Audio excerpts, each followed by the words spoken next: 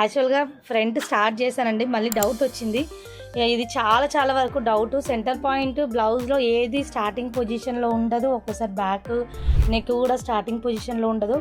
అలాంటప్పుడు మనం వేసిన మార్కింగ్లోనే ఏ విధంగా డ్రా చేసుకుంటే బాగుంటుంది, ఏ విధంగా కరెక్ట్గా వస్తుంది అనే టాపిక్ పైన మనం వీడియో అనేది చేయడం జరిగిందండి. చాలా వరకు కొత్త మిషన్ తీసుకున్న వాళ్ళు కానీ, ఆల్రెడీ యూస్ చేసి 2-3 మంత్స్ అవుతుంది అన్న వాళ్ళకు కానీ ఇది చాలా పెద్ద క్వశ్చన్ మార్క్గా ఉంటుంది. దీంతో డిజైన్ జంప్ అవుతుంది, ఇంకా అవుట్లైన్ ఒక్కోసారి షిఫ్ట్ అవుతుంది. చూసుకోకుండా మనం స్టార్ట్ చేస్తాం కదా కరెక్టే ఉందని. సో ఆ విధంగా కాకుండా ఉండాలి అని చెప్పేసి అనుకుంటే ఇప్పుడు నేను చెప్పినట్టుగా చేస్తే తొందరగా ఈజీగా నెక్ కానీ ఫ్రంట్ కానీ హ్యాండ్స్ కానీ మార్కింగ్ చేసుకుంటే చాలా హెల్ప్ఫుల్ అవుతుందండి. వీడియో మాత్రం చూడండి, నేను ఏ విధంగా చేస్తాను, ఎలా చేస్తాను చూసి స్టెప్ బై స్టెప్ తెలుసుకోండి. దాని తర్వాత ప్రాక్టికల్గా మీ మిషన్ పైన చేయండి, చాలా తొందరగా వచ్చేస్తుంది మీకు కూడా. ఇది కొంచెం కన్ఫ్యూజింగ్గా ఉంటుందండి. జనరల్గా ఈ ఫ్రంట్ పార్ట్లో ప్లస్ ఏదైతే సింబల్ కనిపిస్తుందో, ఈ ప్లస్ సింబల్ స్టార్టింగ్ పాయింట్ కనిపిస్తుంది కదండి అందరికీ, అది స్టార్టింగ్ పాయింట్. అంటే నేను ఇక్కడ మార్కింగ్ చేశానండి. యాక్చువల్గా కొంతమంది బోటిక్ వాళ్ళు ఇలాగే మార్కింగ్ చేసిస్తారు, నాకు కూడా వీళ్ళు అలాగే మార్కింగ్ చేసిచ్చారు, ఈ విధంగా మార్కింగ్ చేసిచ్చారు.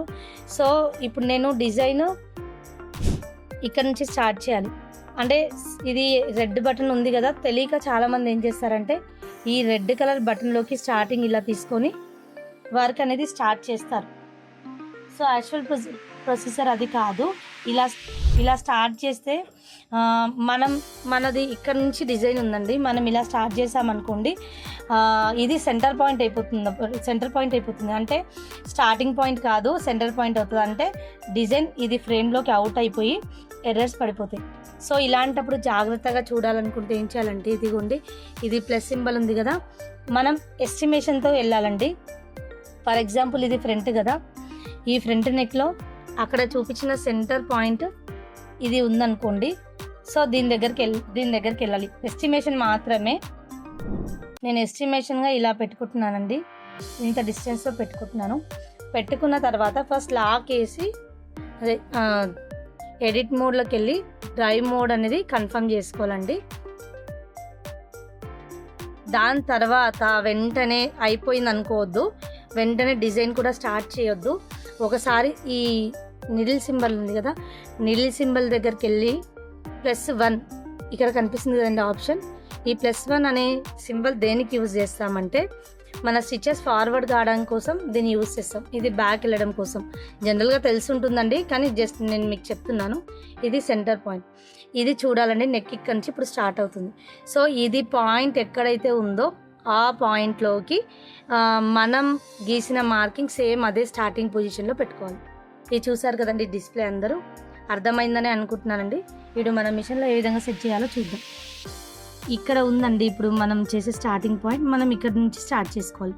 అంటే ఏం చేయాలంటే ఈ రెడ్ బటన్ ఉంది కదా, అంటే స్టార్టింగ్ ఇక్కడ రెడ్ బటన్, ఇది వచ్చేసి దీనికి వరకు పెట్టుకోవాలి. తెలుసు కదండి ఏ విధంగా పెట్టుకోవాలో.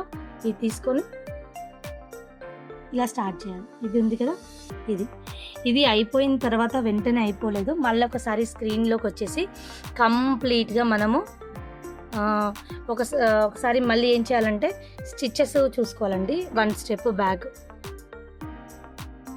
ఇది రన్ అవుతుందండి, రన్నింగ్ స్టిచ్.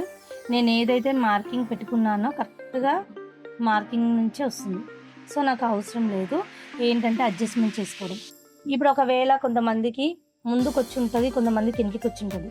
సేమ్ దానిలోనే, అంటే ఇప్పుడు ఏదైతే చేంజ్ చేస్తారో అదే మోడ్లోనే ఉండి ఇక్కడ అడ్జస్ట్మెంట్స్ లెఫ్ట్ ఉంటే లెఫ్ట్కి, రైట్ ఉంటే రైట్కి అడ్జస్ట్ చేసిన తర్వాత ఇప్పుడు నేను చెప్పే పాయింట్ చాలా ఇంపార్టెంట్.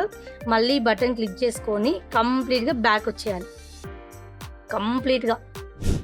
కంప్లీట్గా బ్యాక్ వచ్చిన తర్వాత ఇంపార్టెంట్ ఏంటంటే మనం స్టార్ట్ చేసేస్తాం, స్టార్ట్ చేయొద్దండి. ఇక్కడ మళ్ళీ ఏం చేయాలంటే ఖచ్చితంగా చేయాల్సిన పని ఇది. So change to edit mode. మళ్ళీ అంటే ఇప్పుడు మనం సెట్టింగ్ చేసుకున్నాం కదండి ఇందాక ప్యాటర్న్, అది కన్ఫర్మ్ చేసేసుకోవాలి. అంటే ఇప్పుడు మనం చేసిన ప్యాటర్న్ ఓకేనా అని అడుగుతుంది. సో నేను చేంజ్ చేసిన ప్యాటర్న్ నాకు ఓకే అనుకొని నేను బటన్ అనేది క్లిక్ చేశాను. సో వెంటనే అది మళ్ళీ డిస్ప్లే ఈ విధంగా కనిపించింది. సో మన దగ్గర మళ్ళీ ఏం చేస్తామంటే కింద ఫ్యూజింగ్ రోల్ పెట్టేసుకొని ఇది ట్రాన్స్పరెంట్ ఉంది కదండి క్లాత్, ఇలాంటి ఫ్యాబ్రిక్స్ ఒక 2 లైన్స్ నేను ట్రాన్స్పరెంట్ ఉంటే కొంచెం పతలాగా ఉంటే ఫ్యూజింగ్ పేపర్ ఇక్కడ వరకు పెట్టేసుకుంటాను. వర్క్ స్టార్ట్ చేస్తాను, చూపిస్తాను అది కూడా మీకు. ఈ పార్ట్లో ఫ్యూజింగ్ పేపర్ నేను తీసుకున్నానండి, నాకు అవసరం ఉన్నంత వరకు మాత్రమే. సో చూస్తున్నారు కదా, ఇక్కడ వరకు వచ్చింది ఫ్యూజింగ్. మళ్ళీ స్టార్ చెప్పి ఇక్కడ వరకు పెట్టుకున్నాను, వర్క్ స్టార్ట్ చేస్తున్నాను. ఇప్పుడు చూడండి, కరెక్ట్గా ఏదైతే మనం డ్రా చేసామో అంటే ఆ డ్రా చేసిన లైన్లోనే వస్తుంది. ఇక్కడ వేయలేదు అని అనుకుంటున్నారండి, అది ఆల్రెడీ ఇంకా పాయింట్ ఉంది, వేసేస్తుంది. సో వీడియో చూసారు కదండి, అందరికీ ఇది అర్థమైందని అనుకుంటున్నాను. మన వీడియో ఎవరైనా ఫస్ట్ టైం చూసిన వాళ్ళైతే సబ్స్క్రైబ్ చేసుకోండి. ఇలాంటి ఇన్ఫర్మేటివ్ వీడియోస్ ఏమైనా కావాలి అనుకుంటే కామెంట్ సెక్షన్లో ఒకసారి మెన్షన్ చేయండి. నాకు తెలిసినంత వరకు చిన్న ఏ డౌట్స్ ఉన్నా మీకు క్లారిఫై చేయడానికి ట్రై చేస్తాను. ఈవెన్ ఈ వీడియో అయినా తయారు చేయడానికి నేను ట్రై చేస్తానండి.